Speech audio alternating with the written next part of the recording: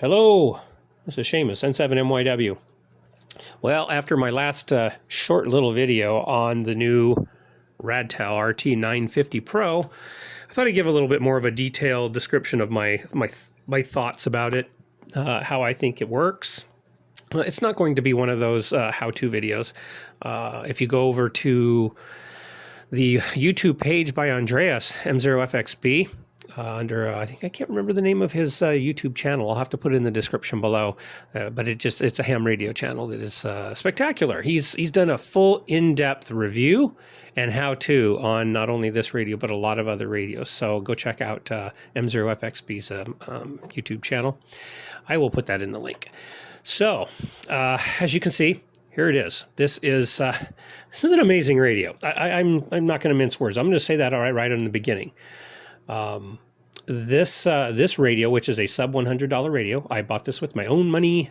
This cost less than $100 and was shipped in about 2.5, maybe 2 3/4 weeks. I did order it on Amazon, so I paid a little bit more than places like AliExpress and other places. But I wanted something or a place that had a good and flexible return policy. A lot of the other places that are based out of China or other countries have return policies that would not work well with me. I don't want to have to ship something all the way back when with Amazon I can just take it right on down and return it locally. So that being said, I decided to order it through them, paid about an extra $15 more than I would have through the others, but that's okay. It's worth it to me. So $94, I believe, is what I paid for this. I have the other three out in comparison in just a moment. I'll get to that. The first thing I'm going to say, and I'm going to get this one out of the way because it's been a pet peeve of mine. I have been watching online and watching YouTube channels, videos, and also been reading all of the comments on YouTube and on Facebook and Instagram about this radio.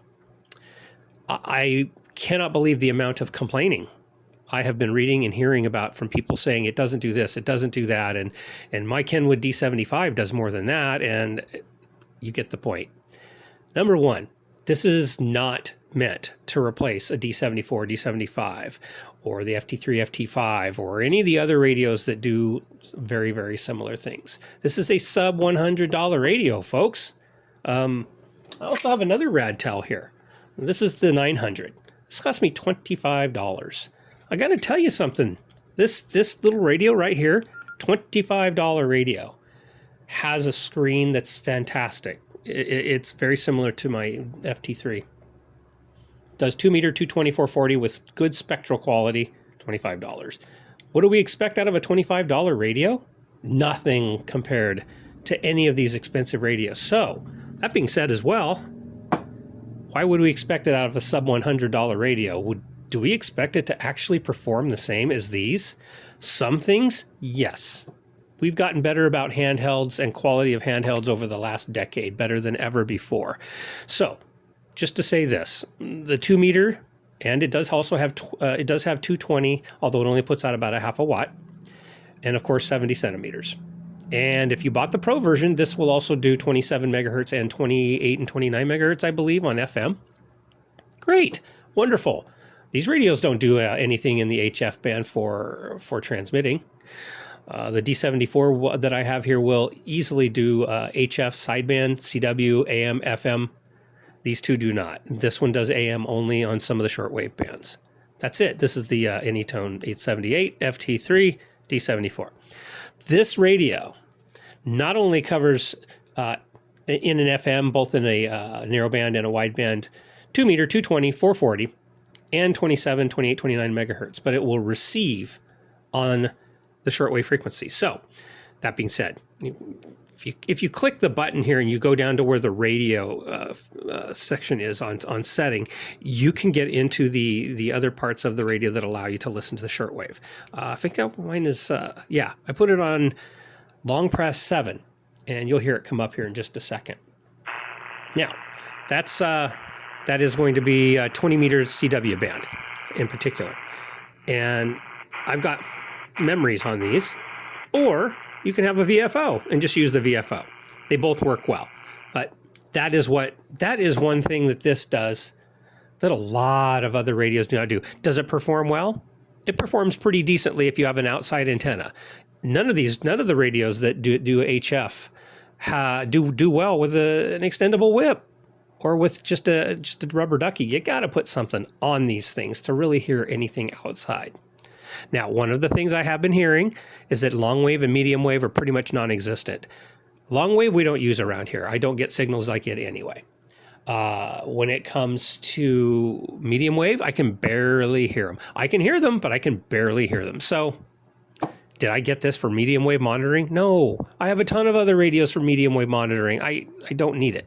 I could go to my big rigs if I want to, or I could use any radio. So that being said, I don't care if it has horrible quality on long wave and medium wave.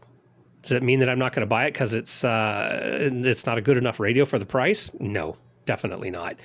Does really well, 2 meter, 220, 440, receives beautifully, APRS. Does of APRS, I have not seen a radio under $100. Actually, I've not seen a radio under $250 or $200 that does APRS as well as this thing. It is incredible.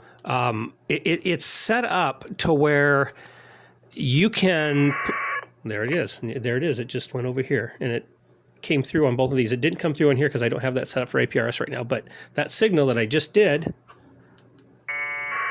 and it popped up on both of those. The APRS on this thing is spectacular. It gets a signal real quick with the satellites. It's fully functional in APRS. It also has a KISS TNC modem in it. Those don't have that. That does, and it works mediocre. Has Bluetooth. You can program it, although the software on the computer is 10 times better than the app for the phone. Easy to program from the front panel, but that APRS works great. And if you want to go in and look at all of the signals you had that came in, that's easy too. Keeps in all of them. In fact, there's one right there. You are easily able to go in and find all of the signals that came in and their paths and everything that it goes. It also shows your location. Under $100. I keep harping on that. Amazing radio. It's lit up nicely. This one, instead of having your standard Kenwood, ICOM, or Yaesu programming or accessories pad, underneath here is a Motorola style. So you have to undo this to put that in.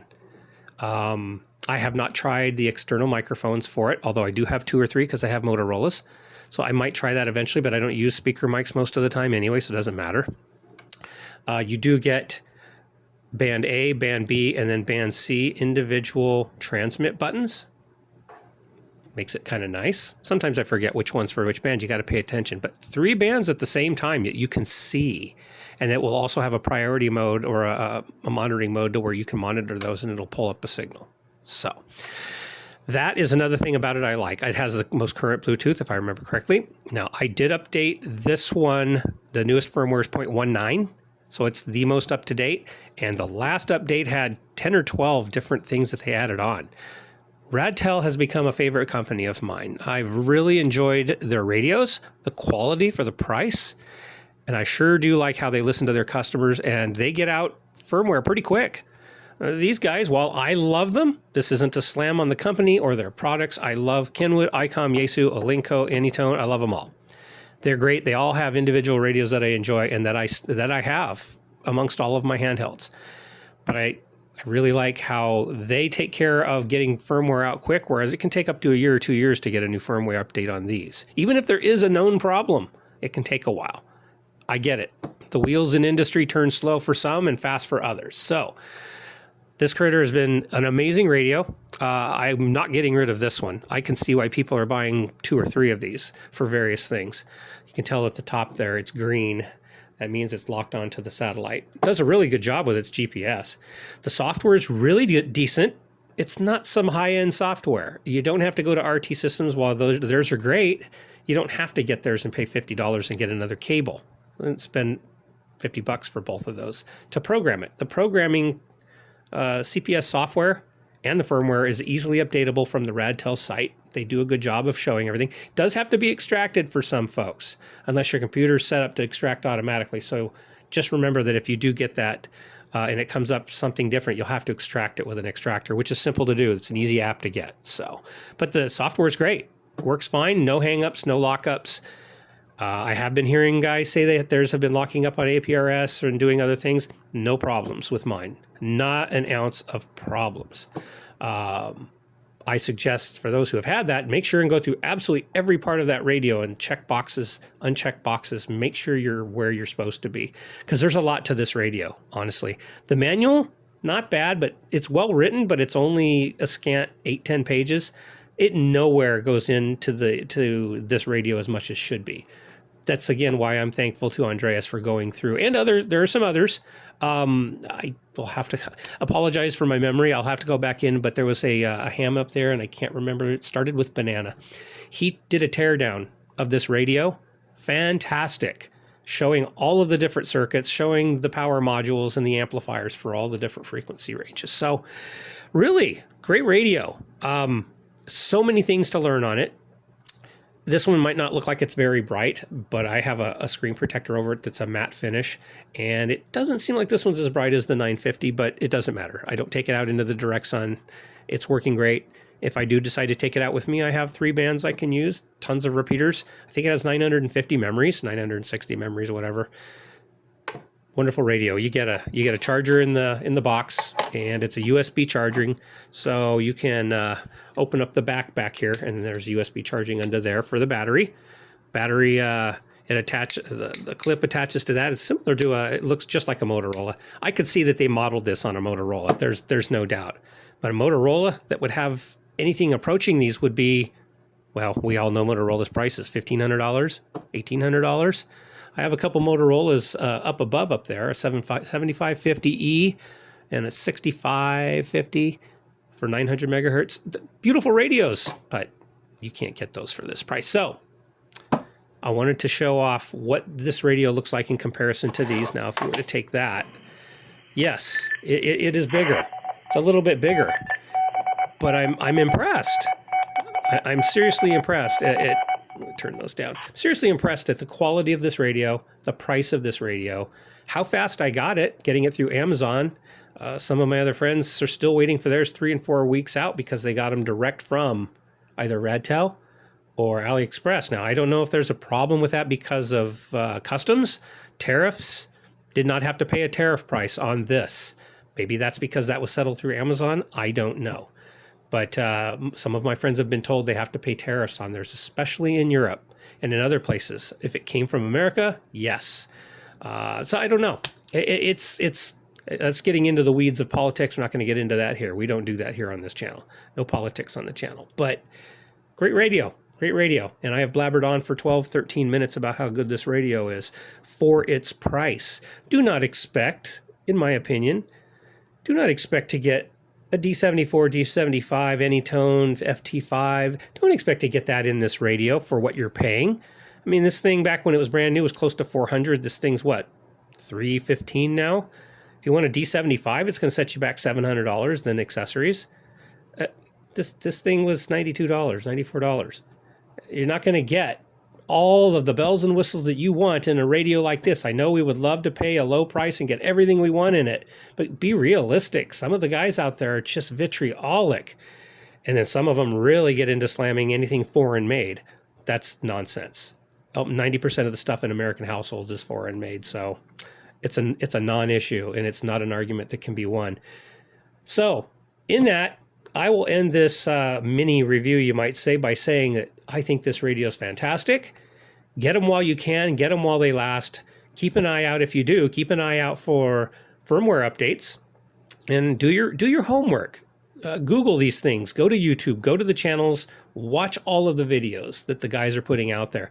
It's good to have pro and con opinions on all of these radios. You're still going to have to make a decision on whether you want it or not. But I do have to say that split decisions on some of the other radios isn't always easy when you're talking about $400, $300, $700 for a handheld radio, which is quite expensive, versus less than $100. You can't even take a family of 4 to dinner in most places unless you're going to cheap fast food, which isn't cheap anymore. Then you could be to buy this radio. The quality of the silk screening is amazing. It's just as good as the FT3 and the Kenwood and the new ICOMs. It does not have a waterfall. Maybe that'll be in sooner. It does have, I'll turn it on here, it does have a spectrum. Now this, see, I don't think there's anything I can show on here. Yeah, there's nothing going on this particular frequency band. Let's see if I can put something up closer. See if it'll come up at all. It doesn't look like it's coming up, but that's because there's no signal present anywhere. But seriously, it even has a spectrum analyzer, spectrograph. I can imagine they're eventually going to start putting waterfalls on all of the radios. It's going to happen. It's just going to happen. And I think that's great. The technology's there. There's no reason, because the technology for putting in, waterfalls, you can put one on a G90. You can put one on all these. You can start putting them on all these radios, and look at the quality of the screen. It's fantastic. Alrighty, I'm going to shut up now and put this video up on YouTube. Let me know what you think down below. I'm sure I'm going to hear some people say about how bad it is. It's just the way of the beast, and it comes to YouTube. But honestly, give me good arguments as to why somebody shouldn't pay the money for this if they're getting all of the goods on these radios. And let me know what you think. If you've got one and if you've got a 950 Pro, let me know what you think about it. What's not working for you, and maybe we can go through it and figure them out together. But highly recommended. Yeah, it's a great radio. It's a looker. It sounds good. The transmit quality is fantastic. I've had nothing but great reviews everywhere. APRS works fantastic. Receive and transmit. This thing will go up to about 8 watts on 2 meters. I believe it's 8 watts, 5 watts, and about 2 watts on the lower powers. Great rig. Alrighty, thank you so much for watching. If you appreciated these videos on my channel, please give me a thumbs up. Those are very much appreciated. And if you really do enjoy watching the content that I put on here, please subscribe. I would love to see more people subscribe and exchange ideas about these things. I definitely do not get paid for anything I do on YouTube. And I don't intend to, and don't expect to, and really don't want to. So this is for fun, just for fun, and for learning. It's all about learning, and YouTube's a great resource for that. So thank you so much for watching. Appreciate it. Look forward to the next video. Have a wonderful day. Be good to yourself, and we'll talk next time. So saying 73 is from Seamus and 7MYW.